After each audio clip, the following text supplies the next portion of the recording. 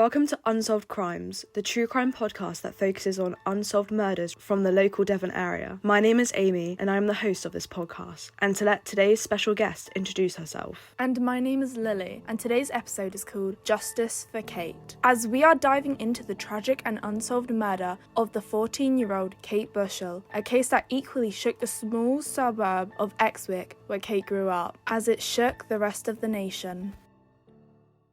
The year is 1997. It's Saturday morning on the 15th of November when her mother, Susan Bushell, and daughter, Kate Bushell, are leaving the Bushell residence in Burrata Drive, Exwick, to drive to Exeter as Kate needed to do some research at the library. Afterwards, they both go shopping and Kate buys a CD to add to her collection at home of one of her favourite bands from Virgin Megastore. While shopping, she remembers that her younger brother, Tim Bushell, has his birthday coming up, so Kate buys him a comic book of The Simpsons for a birthday present. After driving back home, Kate goes up to her bedroom and spends the rest of the afternoon doing her homework.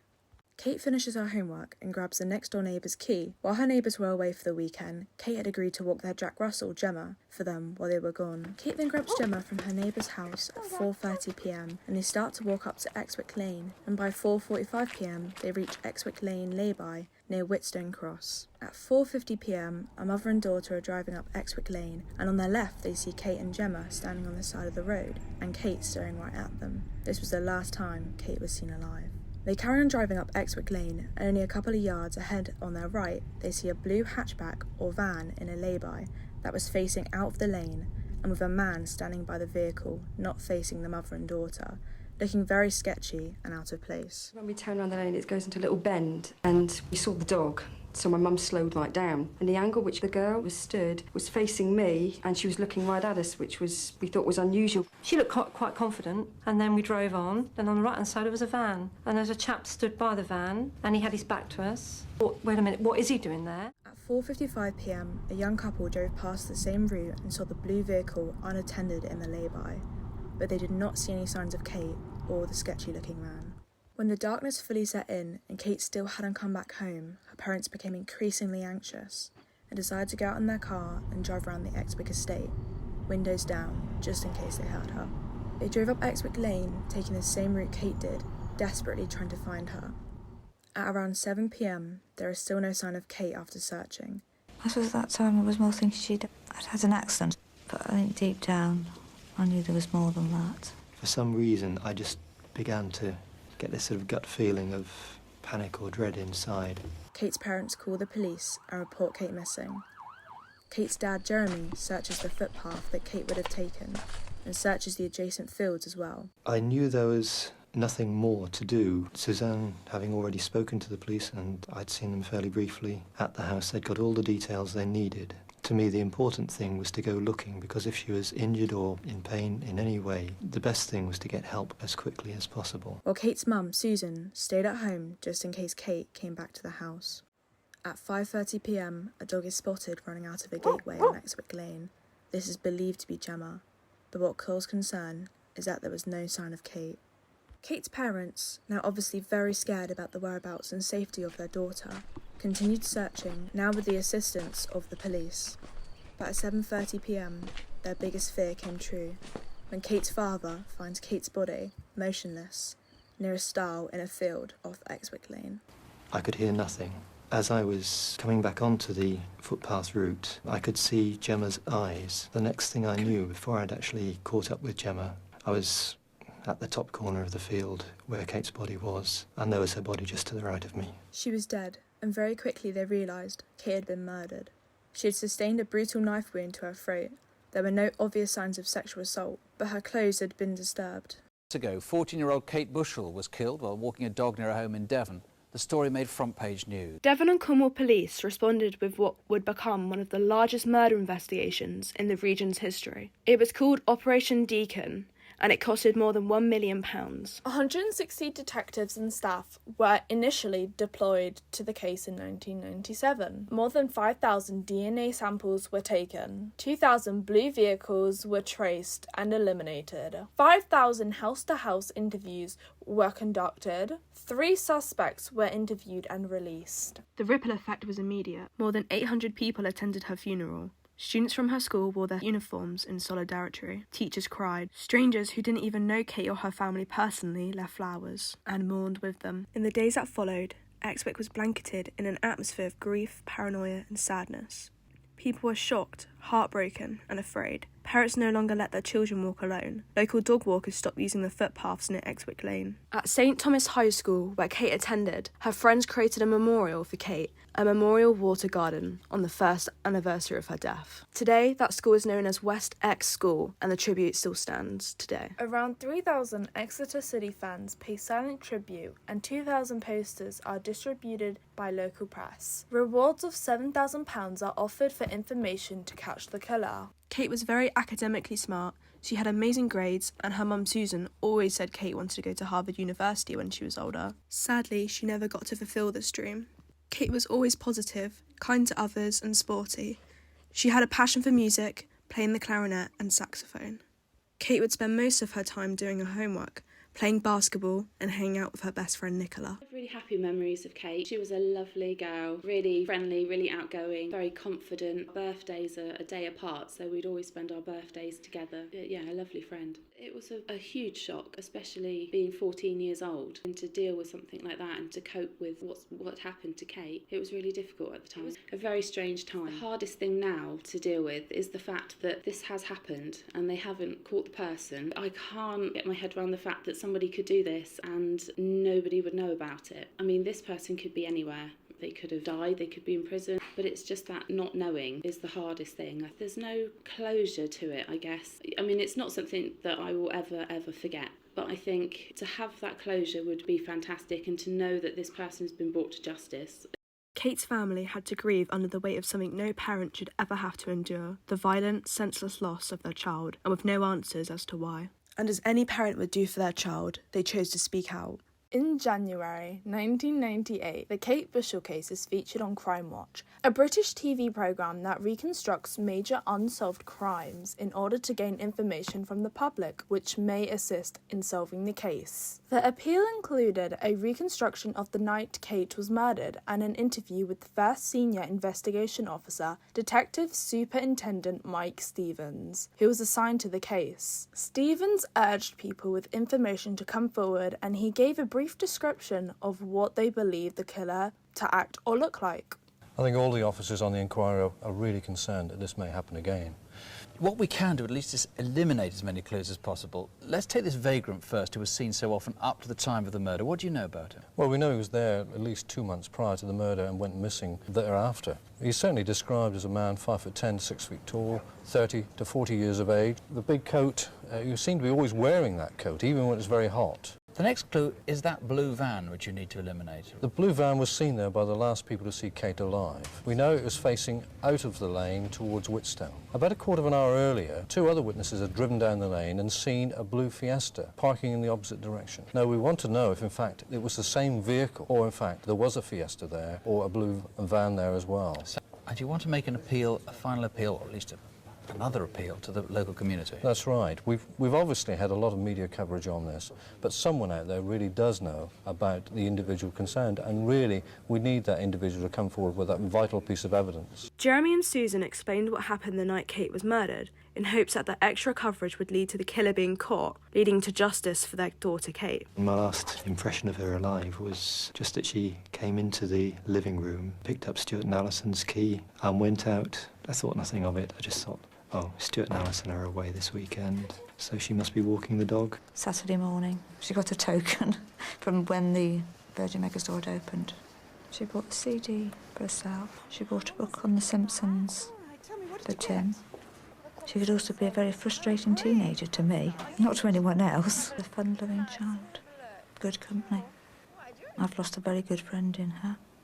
Just her cheerful presence around the house. Then months later, on the 22nd of September 1998, another Crime Watch episode aired about the Kate Bushell case in hopes someone would ring up and the killer would be caught. These Crime Watch episodes helped keep Kate's case in the public eye, but sadly no one was caught after this. 3 suspicious figures were reported: a vagrant, a van driver, and a man seen running from the area. The first suspicious figure was a dirty-looking vagrant spotted multiple times coming up to the murder by another dog walker on the same route Kate took the night she was murdered.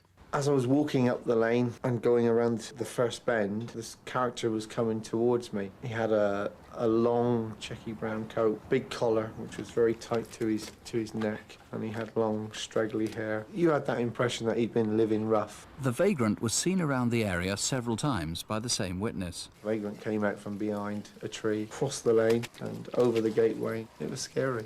This was half a mile from Kate's home, on a route she used to walk. It was Wednesday, the 12th of November, 3 days before her murder. The next suspicious figure was a van driver spotted only a few yards on Exwick Lane from where Kate was last seen alive. She looked quite confident, and then we drove on, and on the right-hand side there was a van, and there's a chap stood by the van, and he had his back to us. I thought, wait a minute, what is he doing there? When we heard of the murder, we felt very guilty. We had a guilt complex about it, as if we could have gone back and helped her some way. The last suspicious figure was a man seen running from the area where Kate was murdered. I stepped out from the house, and I looked up to see the helicopter above me. Then I heard, footsteps running from the footpath behind the house, and saw this chap running from the back. When I'd finished the ironing and got dinner ready, I was beginning to think she ought to be home. She was such a reliable child, and she knew how much it worried us. To help me and the listeners gain a better understanding in the behind-the-scenes aspect of murder investigations and the process the police go through to file them and the work that gets put in to find the solution and solve them, I asked around if anyone was keen to have a chat with me and explain this, and Senior Investigating Officer, Detective Inspector Guy Bigger was very eager to answer my questions. Could you explain kind of your role in the police and what you do? I'm a detective inspector and I work in the major crime investigation team based in Exeter. There are 4 teams like mine, so I head up the Exeter team. There's another team in Ashburton, another team in Plymouth and another team in Cornwall. Our role is to investigate what we term major investigations, so often homicides, often murder, manslaughter, stranger sexual assaults. The most serious offences that take place sit with my team to investigate what's occurred ultimately and work with CPS to bring charges to individuals who are responsible for that. So kind of starting my questions, obviously murder investigations now, would you say they highly rely on online technology? As our lives, more moved online and everything's more technical and everybody has a mobile phone, don't they, next to them at all times. So naturally all criminal investigations move in that direction as well. And when you're talking about the most serious offences that take place and we're not leaving anything covered, then digital investigations will be a part in every murder investigation and every major crime investigation. How much of a part they play will very much depend on the type of investigation, who's responsible, their relationship to the victim and all that sort of thing as well will come into a part. But we'll look at, really trying to build a really clear timeline for our victim and any suspects or post-charge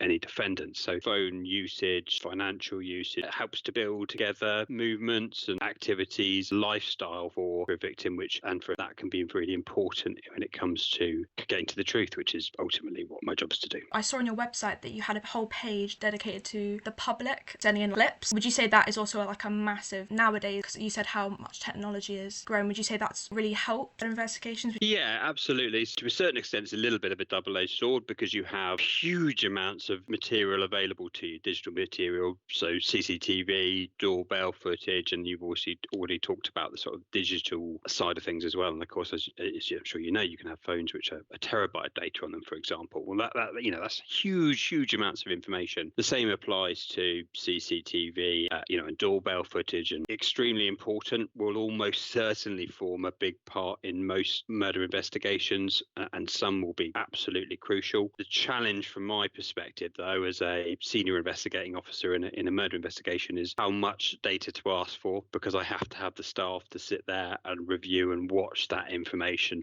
to work their way through it, and that can be a really time-consuming process. But equally, you don't want to miss anything. So often, one of the decisions I'll need to make fairly early on in a murder investigation is how wide do we go? So how much do we ask for in terms of geographically?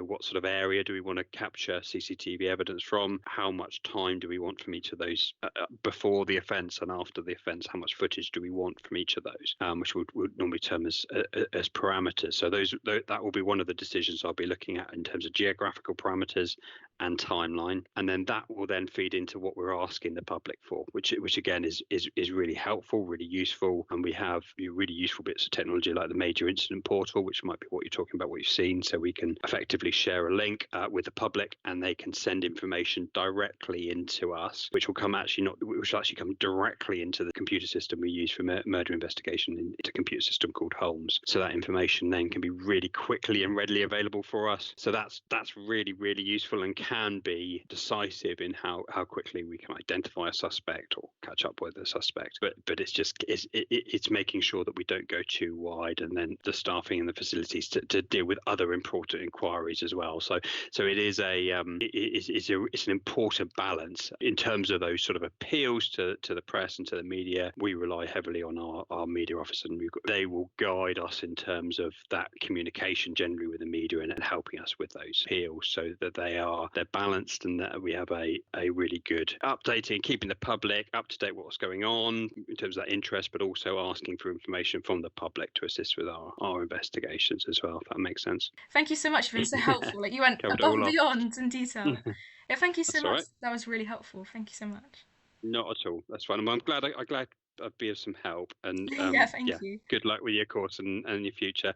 It has been 20 years since Kate Bushell was murdered. Her case still remains unsolved. On the 20th anniversary of Kate's death in 2017, the force launched an investigation review alongside a major public appeal for the information. The appeal also featured Kate's younger brother Tim Bushell urging anyone to come forward and talking about how his life is without his older caring sister there. Really difficult to comprehend how someone could do that. She was just a 14-year-old girl. She wasn't there to celebrate them. All your kind of big life events you're kind of missing out, and I should have had a sister around to share them, and likewise, where would she been in her life? I think on that evening I didn't realise actually what had happened. It was, did she slip over and fall and bump her head? I think I couldn't actually comprehend the kind of horrific nature of her death. It also featured Kate's childhood friend Nicole talking about their friendship and what a lovely girl Kate was. The review, led by Detective Superintendent Paul Bergen, generated 204 calls and messages into the incident room, identifying 10 new lines of inquiry. Issue with regards to this investigation, and the main purpose of this appeal, is that I'm convinced, and the investigation team are convinced, that somebody watching this footage knows or suspects who's responsible for Kate's death. I don't know the reason they won't have come forward. There may be a sense of misplaced loyalty, family relationships, they may be in a relationship with the individual. The key point is that person needs to come and speak to us. The Bushell family have suffered for 20 years, continue to suffer. This was the murder of a 14-year-old child. We need that individual to come forward and assist us. We need that critical bit of information. There are 5 probably key bits of information that we want to put out to the public. First and foremost, we believe that the suspect had local connections with the Exwick area. He may not necessarily have lived in the Exwick area, but he knew the area. He may have had friends, family. He may have worked in the area. He may have been in a relationship with somebody in the area, but he must have had some form of local connection to that area. If you know someone or suspect of someone with that connection, please contact us. Likewise, who carried a knife of that dimension, or that size? Did you lose a knife from your home address? Somebody take one from the address? It's taken for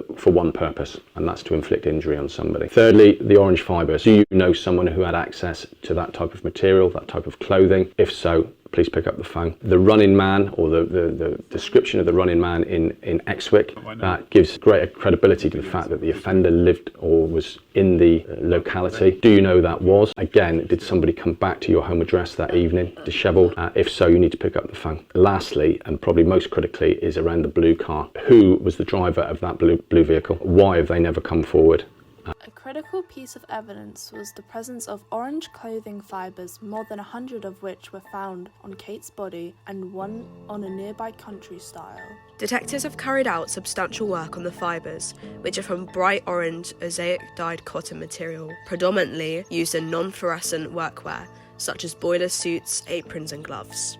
The information received still plays a part in the investigation today, but police need that vital clue in which to build the case. Kate Bushell wasn't just a victim of a terrible crime. She was a kind and caring girl with so much life ahead of her that was stolen far too soon. She was a sister, a daughter, and a loving friend. To those who knew her, she was thoughtful and funny. Even those who didn't know her would have loved her bubbly personality. Kate's life meant so much more than the way it ended. Kate's life and case will never be forgotten. Her family and police constantly fight for justice, not just for her case, but to honour who she truly was. I really hope Kate's case can be solved and whoever committed this horrendous crime can be brought to justice. If you know any information relating to the case, please don't be afraid to reach out. Every small bit of evidence or information could be crucial to solving the murder. Information can be passed to Crime Stoppers on 0800 555 111 or via their non-traceable online form at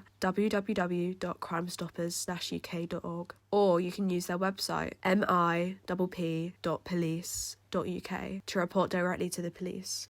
Thank you for listening. I hope you enjoyed my podcast.